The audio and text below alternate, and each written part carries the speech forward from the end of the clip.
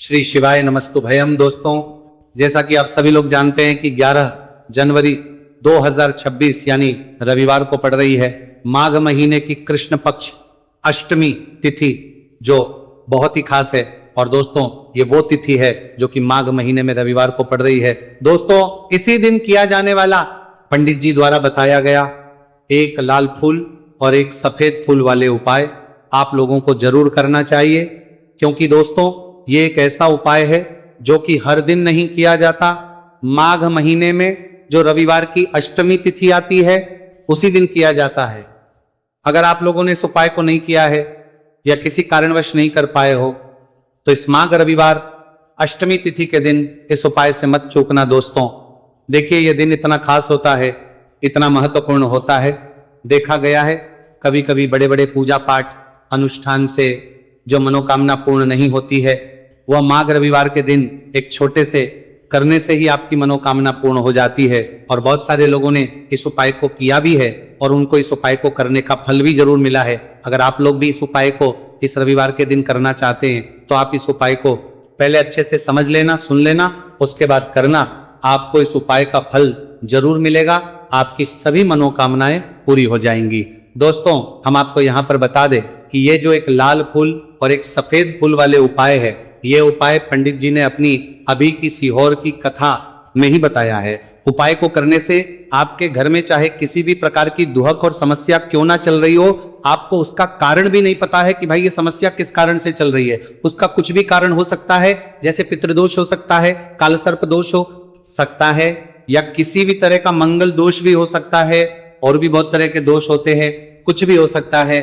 पर आपको इस उपाय को करने के लिए अपने दोष को पता लगाने की भी जरूरत है। आपके घर में किस कारण से इतनी दुख और परेशानी आ रही है वो भी आपको पता लगाने की जरूरत नहीं है। बस रविवार को अष्टमी तिथि के दिन इस उपाय को कर लेना है, क्योंकि इसी एकमात्र उपाय को करने से आपके पूरे घर परिवार में सुख और शांति हो जाएगी। आपके घर में अच्छे अच्छे काम होने लगेंगे। आपकी जो भी मनोकामना होगी वो भी धीरे धीरे करके पूर्ण होना शुरू हो जाएगी। अब हम समझते हैं इस एक लाल फूल और एक सफेद फूल वाले उपाय को आपको करना कैसे है, किसको करना है, किस करना है और कैसे करना है। देखो, उपाय बिल्कुल आसान है, बस समझने वाली बात है। ध्यान से समझिए, उसके बाद ही आप लोग जो है इस उपाय को जरूर कीजिएगा। सबसे पहली चीज हम लोग यह समझते हैं कि इस एक लाल फूल और एक सफेद फूल वाले उपाय को इस आने वाली रविवार अष्टमी तिथि के दिन किसको करना है। तो देखिए, इस उपाय को घर के सभी सदस्यों को करने की बिल्कुल भी जरूरत नहीं है। घर में से कोई एक मुख्य बड़ा सदस्य इस उपाय को करेगा तो उस घर परिवार के सभी सदस्यों को इस उपाय को करने का फल मिल जाएगा। पर वो बड़ा सदस्य कौन होगा, कौन व्यक्ति इस उपाय को करेगा, तो यहां पर देखिए, हम आपको बता दें, घर की जो बड़ी माताएं बहनें होंगी, घर की बड़ी माताओं बहनों में से कोई भी एक माता बहन इस वाले उपाय को कर सकती है। अपने पूरे घर परिवार के लिए घर में सभी सदस्यों को इस उपाय को करने की जरूरत नहीं है। मात्र घर की जो माताएं बहनें हैं उनमें से कोई भी एक माता बहन इस वाले उपाय को करेगी तो उसके घर परिवार के पूरे सदस्यों को इस उपाय का फल मिलेगा। अगर किसी कारणवश माताएं बहनें घर में उपस्थित ना हो या वो इस उपाय को ना कर रही हो, कुछ दिक्कत हो, तो भाई उस जगह पर फिर घर का कोई बड़ा व्यक्ति भी इस उपाय को कर सकता है। माताओं बहनों के कहने का मतलब यह था कि माताएं बहनें घर की लक्ष्मी होती है। जब घर की लक्ष्मी कोई उपाय करती है तो निश्चित ही भगवान शिव जी जल्दी प्रसन्न होते हैं और उपाय का फल में बहुत जल्दी और बहुत बड़ा करके भी यहां पर देते हैं। तो आप लोग ये बात समझ गए होंगे। अब हम ये बात समझते हैं कि इस वाले उपाय को हमें करना किस समय है। एक लाल फूल और एक सफेद फूल वाले उपाय को हमें अष्टमी तिथि के दिन करना किस समय है। तो देखिए, इस उपाय को करने का जो समय है, सुबह का समय भी है और शाम का समय भी है। अब देखिए, यहां पर हम मुख्य रूप से सुबह का समय नहीं बोलेंगे, क्योंकि देखिए, ये जो अष्टमी तिथि है, और आप सभी लोग जानते हैं रविवार अष्टमी तिथि के दिन का प्रदोष काल का मतलब शाम का जो समय होता है ना, इस दिन भगवान शिव जी का सबसे प्रिय दिन होता है। तो आप लोग इसे एक लाल फूल एक सफेद फूल वाले उपाय को सुबह के समय भी कर सकते हो और शाम के समय प्रदोष काल में भी कर सकते हो। सुबह के समय अगर कर रहे हो तो 10 या फिर 11 बजे तक भी अगर उपाय करोगे तो भी आपको उपाय का फल मिलेगा। वही अगर शाम के समय कर रहे हो तो इस दिन जरूर शाम के समय का ध्यान रखना। कि शाम के 6 बजे से लेकर 7 बजे के बीच में अगर आप इस उपाय को कर सकते हो तो बिल्कुल कर लेना, पूरी कोशिश करना। पर अगर किसी कारणवश इस समय के बीच में ना कर पाओ तो रात 8 बजे तक भी अगर आप उपाय को करोगे तो आपको उपाय का फल जरूर मिलेगा। ये बात आपको समझ आ गई कि आप इस उपाय को सुबह और शाम दोनों समय कर सकते हो। मतलब करना दोनों समय, आपको एक ही समय है, घर में से किसी एक ही बड़े व्यक्ति को करना है, एक ही बार इस उपाय को करना है, दोनों समय नहीं करना है। आपको जो समय अच्छा लगे आप उस समय पर इस वाले उपाय को कर सकते हैं। तो चलिए जानते हैं इन विशेष उपायों के बारे में। लेकिन उससे पहले जो भी मेरे भाई मेरी प्यारी बहनें आज चैनल पर पहली बार आए हैं या मेरी आवाज आज पहली बार सुन रहे हैं, अगर आप भी महादेव के सच्चे भक्त हैं तो वीडियो को लाइक और चैनल को सब्सक्राइब जरूर कर लें और कमेंट बॉक्स में लिखें हर हर महादेव। देखो, अब सबसे पहली बात आती है कि इस उपाय को हमें करना किस लिए है। जैसा कि हमने अभी आपसे बोला कि इस उपाय को करने के बाद आपके जीवन में बहुत सारी खुशियां आएंगी, आपकी मनोकामनाएं पूर्ण होंगी, आपकी धन की समस्या दूर होगी, आपकी पैसों की समस्या दूर होगी। अब देखिए, अगर आप लोग सोच रहे हो कि भाई हमें अपना घर बनाना है पर घर बनाने के लिए पैसा नहीं है, हमें गाड़ी लेना है पर गाड़ी लेने के लिए पैसा नहीं है, हमें जमीन लेना है पर जमीन के लिए पैसों की कमी पड़ रही है, अगर ऐसी ही दिक्कत परेशानी या किसी भी तरह की धन से जुड़ी हुई समस्या या पैसों से जुड़ी हुई समस्या अगर आपके जीवन में चल रही है तो ये उपाय निश्चित ही आपके जीवन में बहुत सारे फल ला कर दे सकता है। इसीलिए अगर आपके घर में बहुत ज्यादा दिक्कत समस्या परेशानी चल रही है, धन से जुड़ी हुई पैसों से जुड़ी हुई धन की बहुत ज्यादा कमी आ रही है, पैसों की आवक नहीं हो रही है, तो भाई आप लोगों को इस वाले उपाय को जरूर करना चाहिए। घर में से किसी एक भी बापे व्यक्ति को। अब इस उपाय में करना क्या है वो सबसे पहले हम लोग जान लेते हैं। उपाय की सामग्री हम लोग सबसे पहले जानते हैं कि इस उपाय में किस किस चीज की आवश्यकता पड़ेगी। तो देखिए, उपाय का नाम तो एक लाल फूल और एक सफेद फूल वाला उपाय है, पर इस उपाय में कुल मिलाकर 4 सामग्री हमें लगने वाली, जो कि पंडित जी ने खुद सीहोर वाली कथा में बताया है। और जो हम आपको उपाय बताते हैं वो पंडित जी द्वारा बताए गए होते हैं, अलग से हम कुछ भी नहीं बताते। तो यहां पर हम लोग समझते हैं कि इस उपाय की सामग्री क्या है। तो देखो, उपाय की जो सामग्री है वो 4 सामग्री है, जिसमें से सबसे पहली सामग्री है एक बेलपत्र। देखो, बेलपत्र क्या होती है? बेलपत्र जो शिव की शिवलिंग पर चढ़ती है। दूसरी चीज है एक शमी पत्र, शमीप्र शिवलिंग पर ही चढ़ता है। तीसरी चीज है दोस्तों एक लाल फूल, उपाय का नाम है, तो एक यहां पर आपको लाल फूल लेना है। अब ये लाल फूल कौन सा लेना है? देखो, शिवलिंग के ऊपर जो लाल फूल चढ़ता हो उनमें से कोई भी एक लाल फूल पसंद कर लेना और वो कहीं से तोड़कर या कहीं से खरीद कर लेकर आना और उस लाल फूल को उपाय में प्रयोग कर लेना। उसके बाद में एक सफेद फूल का विशेष रूप से ध्यान रखना, जो सफेद फूल शिवलिंग पर चढ़ता हो सिर्फ वही सफेद फूल लेकर आना, इसके अलावा कुछ मत लेकर आना, लेकिन केतकी का मत लेना। तो एक एक मात्रा में ही आपको ये चारों सामग्री चाहिए, एक बेलपत्र, एक शमी पत्र, एक लाल फूल और एक सफेद फूल। ये चारों सामग्री आप लोग तैयार करके रख लें। प्रदोष काल में या सुबह के समय जब भी आप इस उपाय को कर रहे हैं, जैसे ही आपके उपाय की सामग्री तैयार हो जाती है तो क्या हम सीधा उपाय को करने के लिए इन चारों सामग्री को उपाय करने के लिए जा सकते हैं? नहीं। तो यहां पर आपको इस बात का ध्यान रखना है कि हम भगवान शिव जी को प्रसन्न करने के लिए तो जा रहे हैं, हम अपनी मनोकामना को पूर्ण करवाने के लिए तो जा रहे हैं पर हमें यह दर्शाना बिल्कुल भी नहीं है कि हम सिर्फ अपने फायदे के लिए भगवान शिव जी के मंदिर में आए हैं। इसीलिए हम इस उपाय को करने के साथ साथ में भगवान शिव जी की पूजन अर्चना के लिए कुछ सामग्री भी जरूर लेकर जाएंगे। जैसे कि सुबह समय अगर आप उपाय को कर रहे हो, इसे एक लाल फूल और एक सफेद फूल वाले उपाय को, तो भाई सुबह के समय आपको एक लोटा जल लेकर जाना है। जो लोग प्रतिदिन शिव जी के मंदिर जाते हैं, पूजन अर्चना करते हैं, जल चढ़ाते हैं, फूल बेल पत्र सब कुछ चढ़ाते हैं, भाई वो अपनी पूजन अर्चना वैसी की वैसी ही करना। बाकी जो सिर्फ उपाय को करने के लिए जा रहा है, जो कुछ भी लेकर नहीं जा रहा है, उसे कम से कम एक लोटा जल अपने घर से भरकर लेकर जाना, अगर आप उपाय को कर रहे हो, है ना। क्योंकि इस वाले उपाय को आप भगवान शिव जी की पूजन अर्चना करने के बाद ही करना।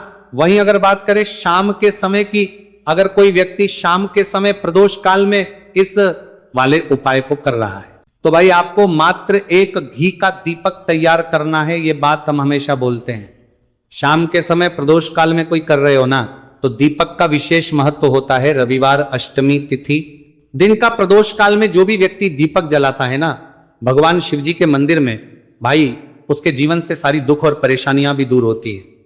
तो भाई इस दिन दीपक का विशेष रूप से ध्यान रखना आप लोग। अगर आप इस उपाय को शाम के समय प्रदोष काल में कर रहे हो, है ना, ये जो दीपक आप लोगे ये आटे का लोगे। जो आटा आप गूंद दोगे उसके अंदर कुछ भी मत डालना, मात्र सादा आटा लगाकर उसे तैयार कर लेना और एक मीडियम साइज का दीपक तैयार कर लेना।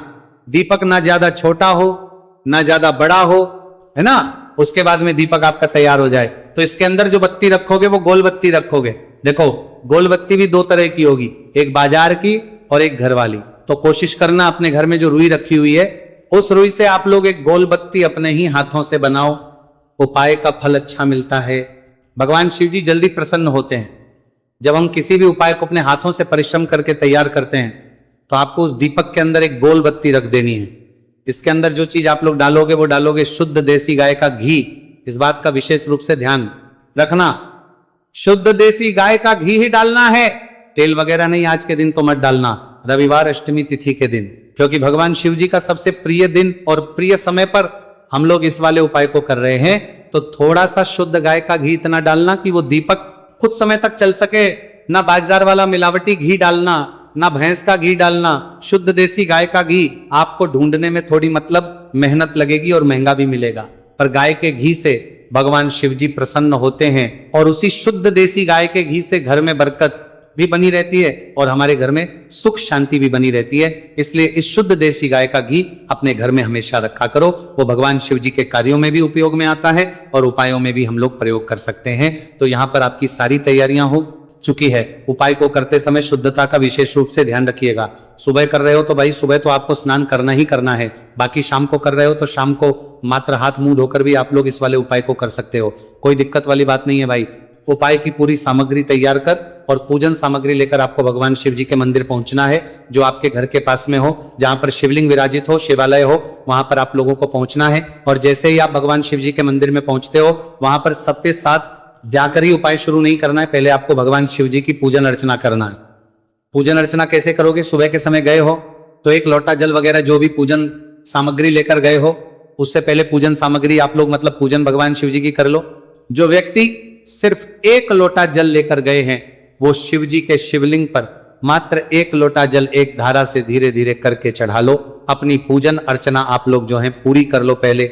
उसी के बाद अगर आप शाम के समय कर रहे हो तो पहले जाकर बैठना है भगवान शिव जी के शिवलिंग के पास में। आप जो दीपक तैयार करके लेकर आए हो उस दीपक को पहले जलाना है।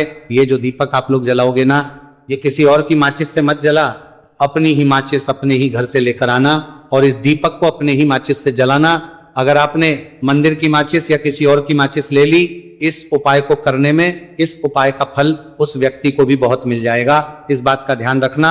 अपने घर से अपनी ही माचिस लेकर जाना और इस दीपक को जलाना।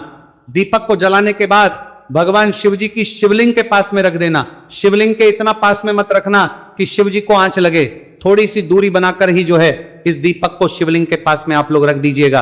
अब जैसे ही आपकी पूजन अर्चना हो जाती है, भगवान शिव जी के शिवलिंग के सामने या आसपास कहीं पर भी बैठ जाइए उपाय को करने के लिए। और उपाय को करने से पहले आप लोग अपनी वो चारों पूजन सामग्री निकाल लीजिए। उपाय की जो सामग्री है वो निकाल लीजिए और भगवान शिव जी के शिवलिंग के ऊपर एक माता अशोक सुंदरी जी का स्थान देख लीजिए। माता सुंदर जी का जो स्थान होता है वो जलाधारी के ऊपर होता है। जलाधारी के बिल्कुल बीचों बीच में होता है। आप लोगों ने देखा भी होगा शिवलिंग की जलाधारी होती है।